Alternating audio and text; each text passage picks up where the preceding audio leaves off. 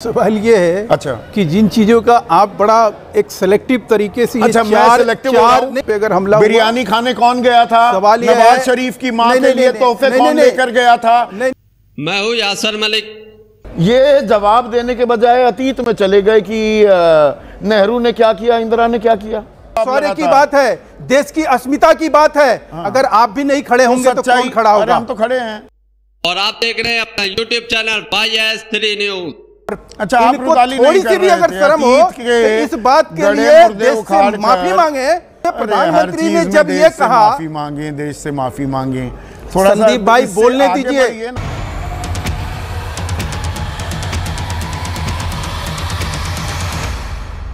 संदीप चौधरी और बीजेपी के प्रवक्ता में हुई तीखी बहस। जब संदीप चौधरी ने कुछ तीखे सवाल पूछे ऑपरेशन सिंदूर को लेकर, ऑपरेशन महादेव को लेकर, पाकिस्तान को लेकर, ट्रंप को लेकर, तो बीजेपी के प्रवक्ता घबरा जाते हैं और बीजेपी के प्रवक्ता संदीप चौधरी पर सेलेक्टिव होने का इल्जाम लगा देते हैं, जिसके बाद संदीप चौधरी को भयंकर गुस्सा आता है। संदीप चौधरी सारी पोल पट्टी खोलकर रख देते हैं, संदीप चौधरी बखिया उधेड़ कर रख देते हैं। आप लोग ये पूरी डिबेट देख कर जाइए।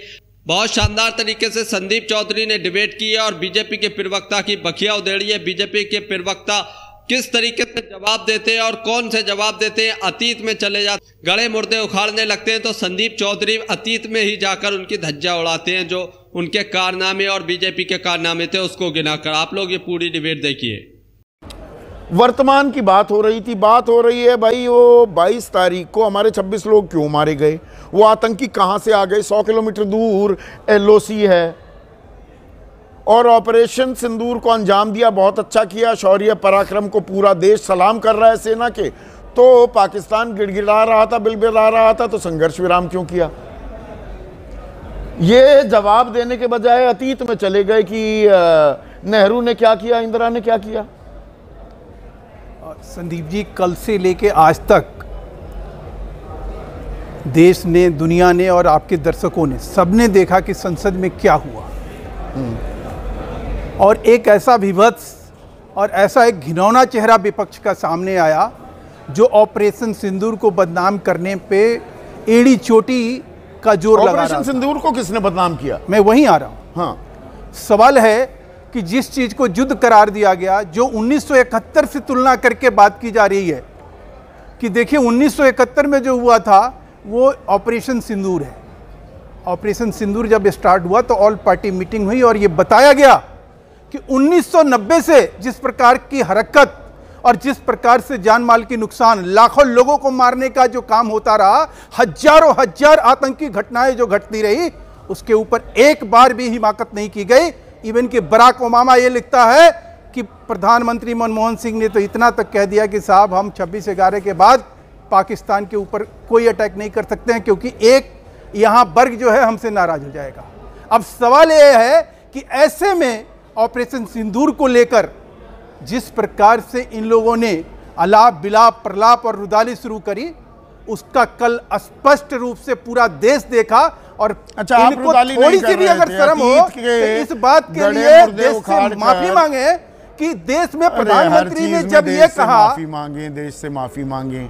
संदीप भाई बोलने दीजिए ना। आज सेना के शौर्य की बात है, देश की अस्मिता की बात है। अगर आप भी नहीं खड़े होंगे तो कौन खड़ा होगा? हम तो खड़े हैं। सच्चाई, राजनीति करने के लिए देश नहीं बचा हुआ है। एक मिनट सुनिए ना, थोड़ा सा धैर्य रखिए। आपने 90 से जिक्र कर दिया जी कि कैसे आतंकियों के मंसूबे इतने मजबूत हो गए, उनको रोका नहीं जाता था, तिजारत होती थी, मुशायरे होते थे। 216 करोड़ रुपया पाकिस्तान जब घटना घटती है, 300 लोग मरते हैं, उसके बाद 216 करोड़ रुपया पाकिस्तान को ऐड दिया जाता है मनमोहन सिंह जी के टाइम में। लीजिए, थोड़ा सब्र कीजिए। ये तो देश 3 दिन से सुन रहा है जी। अब नहीं सुन रहा है ना? सुन रहा है। अरे संसद की चर्चा सब दिखा रहे हैं जी। फरवरी 1999 में क्या हुआ था जी, याद है? आप तो पत्रकार थे उस वक्त जी। लाहौर बस यात्रा जी, अटल बिहारी वाजपेयी यहां से चुनिंदा पत्रकारों को भी और VIPs को लेकर गए थे, दोस्ती यारी करनी है, हाथ बिल्कुल बातचीत बढ़ानी है। क्या हुआ मई जुलाई में? मई से जुलाई के बीच करगिल युद्ध हुआ और उसको किसने नकारा? अच्छा, एक मिनट, हाँ नकार दिया, बहुत अच्छे नकारा। अरे सुनो तो, बहुत अच्छी बात आपने उठाई, दर्शकों को कई समझ में आएगा। सुन तो लो, हाँ हाँ, आजकल मुद्राएं अच्छी बना रहे हैं। हाँ, मतलब ये सब वो तो हम जीत गए, ऑपरेशन विजय हुआ, करगिल जीत गए जी। फिर वो दिसंबर में कंधार कौन ले जा रहा था आतंकियों को? मसूद अजहर को। यही सरकार थी बीजेपी की। फिर खैर उसको छोड़ देते हैं। उसके बावजूद करगिल करने वाले खलनायक परवेज मुशर्रफ को, तानाशाह को 14 जुलाई से 16 जुलाई 2001 के बीच आगरा शिखर वार्ता के लिए बुलाया गया। गलत तो जानकारी नहीं दे रहा हूं? ठीक बात है। और उसके 4 दिन बाद अमरनाथ मंदिर में हमारे 13 लोग मार दिए आतंकी हमले में। और दिसंबर 13 को तो हमारी सबसे बड़ी पंचायत संसद पर हमला हुआ। और उसके बाद क्या हुआ? फिर से सार्क समिट में पाकिस्तान जाने को तैयार हो गए 6 जनवरी 2004 को अटल बिहारी वाजपेयी। ये आप ही के प्रधानमंत्री, हम सबके थे, बीजेपी के ही थे ना। ये चैप्टर क्यों गायब हो गया बीच में? सवाल ये है अच्छा कि जिन चीजों का आप बड़ा एक सेलेक्टिव तरीके से अच्छा, चार अभी 90 से और 4 चीजों के जरिए ये बताते हो और समझाते हो दर्शकों को कि देखो दर्शकों, ये भारतीय जनता पार्टी संसद पे अगर हमला हुआ, बिरयानी खाने कौन गया था? सवाल ये नवाज शरीफ की मां के लिए तोहफे कौन लेकर गया था? आईएसआई के लोगों को पठानकोट एयरबेस पर चेकिंग करने की इजाजत किसने दी थी? आईएसआई के लोग वहां पर पठानकोट एयरबेस पहुंच गए। हमने उस उन दरिंदों को, उन आकाओं को, उन लोगों को हर संभव हर तरीके से बातचीत के जरिए हर तरीके से कोशिश करी कि ये मान जाएं। क्योंकि हमने ये भी कहा कि पाकिस्तान हमारा पड़ोसी है, हम पड़ोसी नहीं बदल सकते। तो हमने हर संभव कोशिश अच्छा, किन शर्तों पर ये नहीं किया ना, हुआ वो पता लग गया। ये नहीं किया ना कि 216 करोड़ रुपए हम मदद के रूप में दे रहे हैं और 300 लोगों के मारने के बाद ये तो नहीं कह रहे हैं ना। अच्छा। बराक ओबामा कोई झूठ लिख रहे हैं। अच्छा। ये तो नहीं कह रहे हैं ना कि भाई, और बराक ओबामा की मैंने जो जानकारी दी उनमें से एक भी गलत है नहीं। आप जो कह रहे हो उस बात को क्या नकारा जा सकता है कि 1990 से जो बीज बोया गया, एक आतंकवादी 6 सुरक्षा कर्मियों को मारता था, ये डाटा जो है ऑफिशियल है, ये संसद में है। ठीक है, इसको झुटला सकते हो क्या? अरे वो ठीक है, सिंदूर पे आ जाओ, आप सिंदूर पे आ जाओ। नहीं, सिंधु जल संधि पे आते हैं। वो इतनी बुरी थी तो 2014 से 2025 ऑपरेशन सिंदूर से पहले आपको याद क्यों नहीं आया? सबसे अब पहले आते ही खारिज कराते। 6 साल वाजपेयी सरकार में क्यों नहीं खारिज कराई?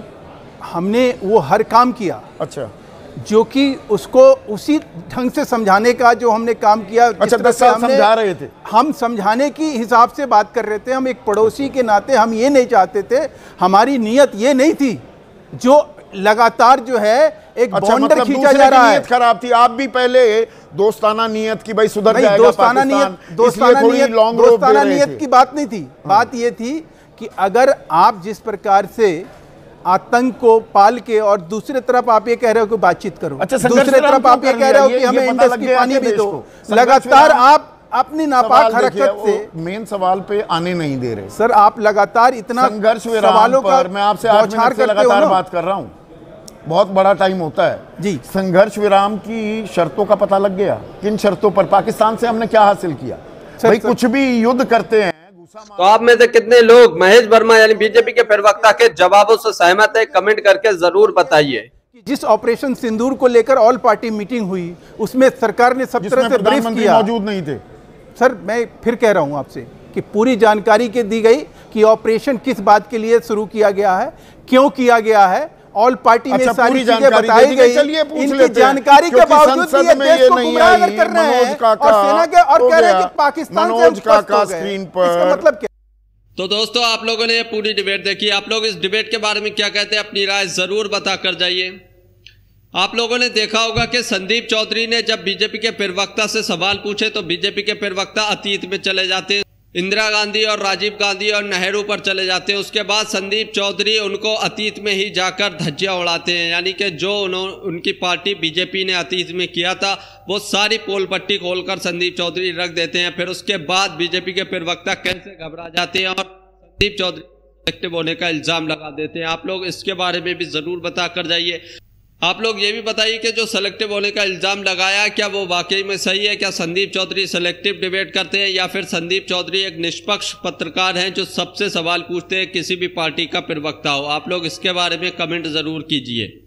संसद सत्र चल रहा है। संसद सत्र में प्रधानमंत्री नरेंद्र मोदी ने जो भाषण दिया उसमें कहीं पर भी ट्रंप का नाम नहीं लिया गया, और न ही जिस तरीके से राहुल गांधी ने एक जो है चैलेंज किया था प्रधानमंत्री नरेंद्र मोदी को कि अगर उनमें इंदिरा गांधी की तरह जरा सी भी हिम्मत है तो सदन में खड़े होकर बोलें कि ट्रंप झूठ बोल रहा है, कोई सीजफायर ट्रंप ने नहीं कराया। लेकिन प्रधानमंत्री नरेंद्र मोदी ने ट्रंप का नाम लिए बगैर ही पूरा भाषण दिया। आप लोग इसके बारे में क्या कहते हैं? अपनी राय कमेंट बॉक्स में इस पर भी ज़रूर देकर जाइए।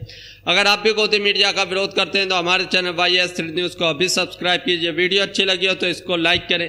आप लोग ये भी बता कर जाइए कि सदन के अंदर राहुल गांधी ने जो भाषण दिया और जो प्रधानमंत्री नरेंद्र मोदी ने जो भाषण दिया, उन दोनों के भाषणों में आपको किसका भाषण, किसकी स्पीच सबसे अच्छी लगी? कमेंट बॉक्स में उसका नाम ज़रूर देकर जाइए।